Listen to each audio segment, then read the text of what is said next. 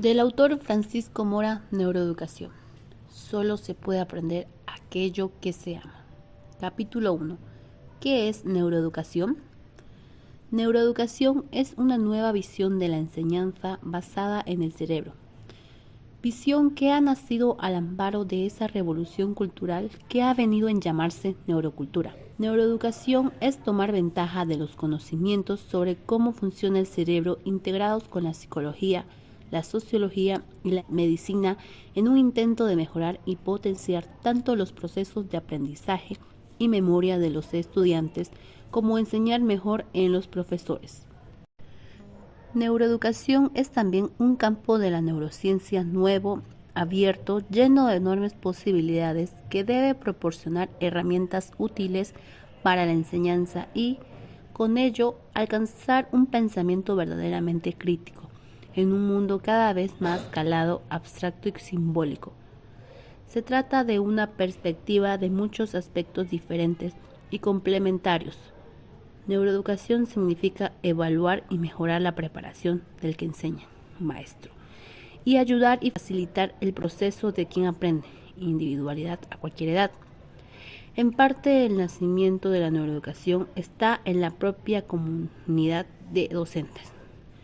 Los maestros, desde hace ya mucho tiempo, comparten la esperanza de encontrar nuevos medios educativos basados en hechos científicos y en la neurociencia en particular, y aún maestros o profesores reconocidos como buenos maestros o buenos profesores por los resultados que obtienen con los alumnos. Admiten y afirman que sería muy positivo para ellos y que mejoraría sus capacidades docentes si se les proveyese de un mejor conocimiento de los últimos hallazgos científicos sobre la emoción, la atención, la memoria, etc. La neuroeducación puede ayudar en el proceso de potenciar la creatividad o el aprendizaje de ciertas disciplinas específicas.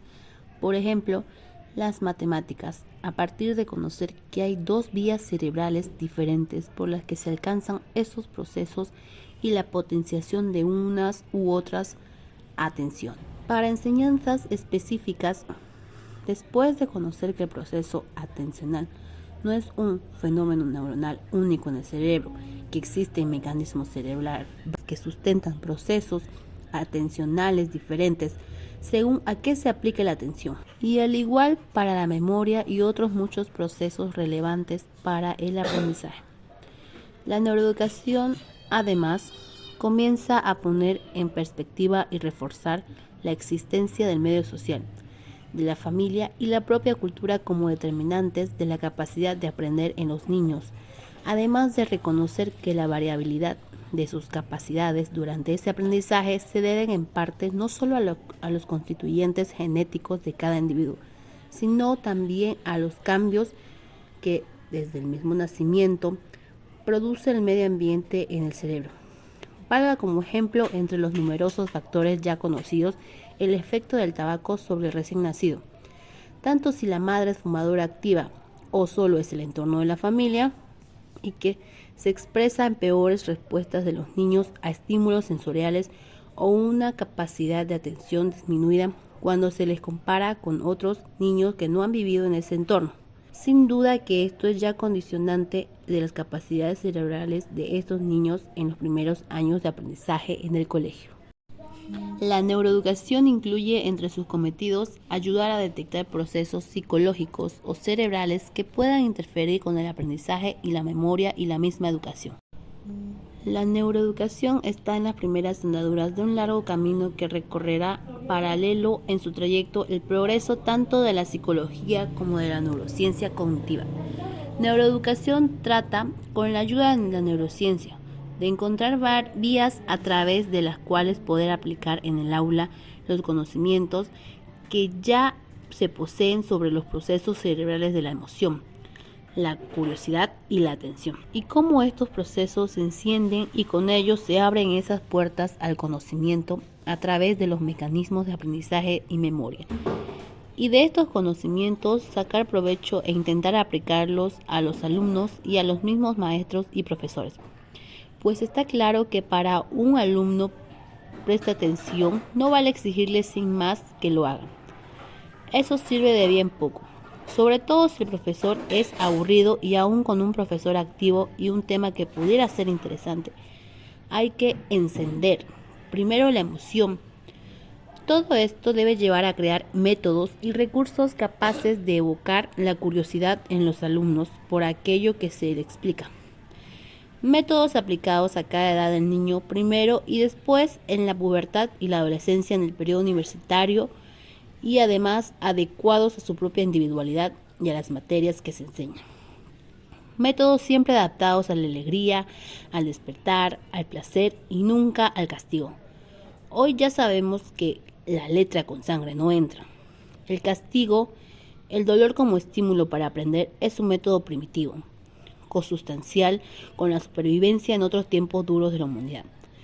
Sobrevivir durante millones de años ha significado aprender con rudeza, con dolor y con ello guardar profundo recuerdo todo aquello que hirió o hizo daño y no volver a repetirlo.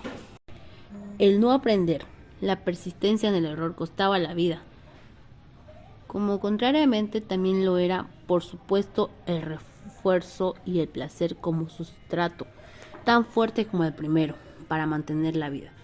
Pero lo cierto es que en la actualidad, con el aprendizaje en los colegios, nadie se juega la vida. Por eso hoy solo se debe y se puede enseñar a través de la alegría, porque conocemos bien los sustratos cerebrales de estos procesos.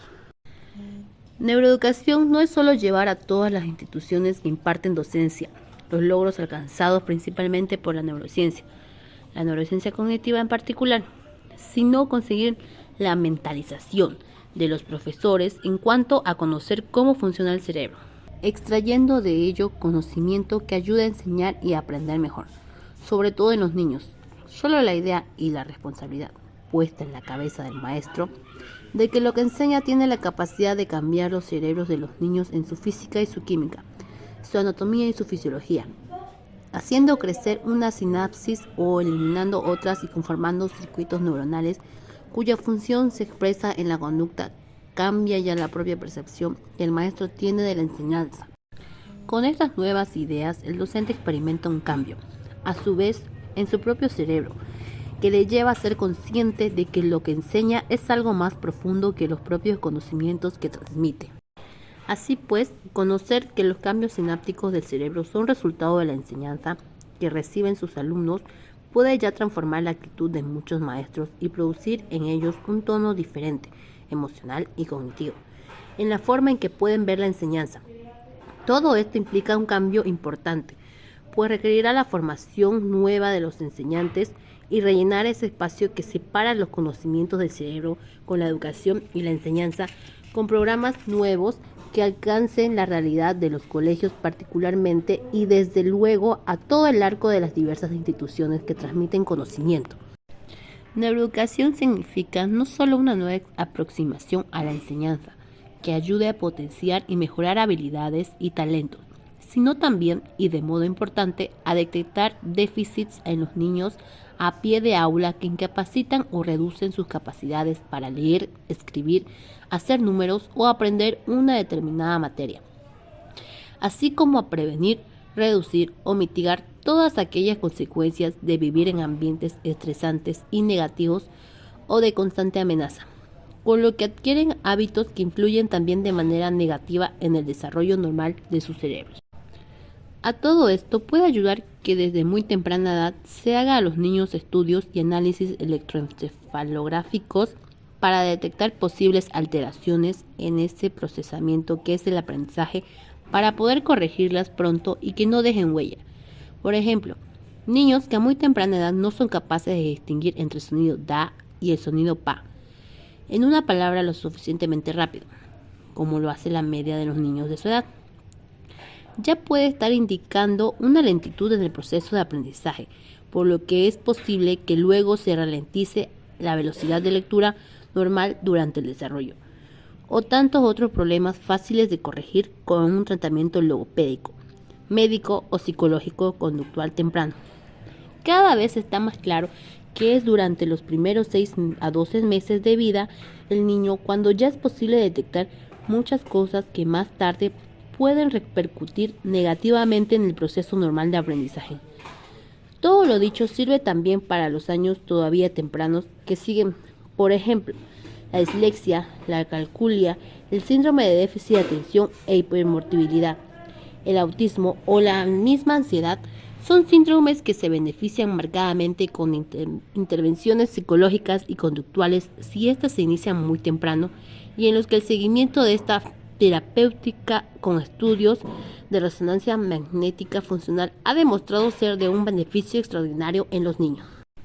Neuroeducación implica conocer los múltiples ingredientes cerebrales que participan en los procesos de aprendizaje, memoria y su significado desde la infancia y adolescencia hasta las personas adultas ya en la universidad y también en las personas mayores.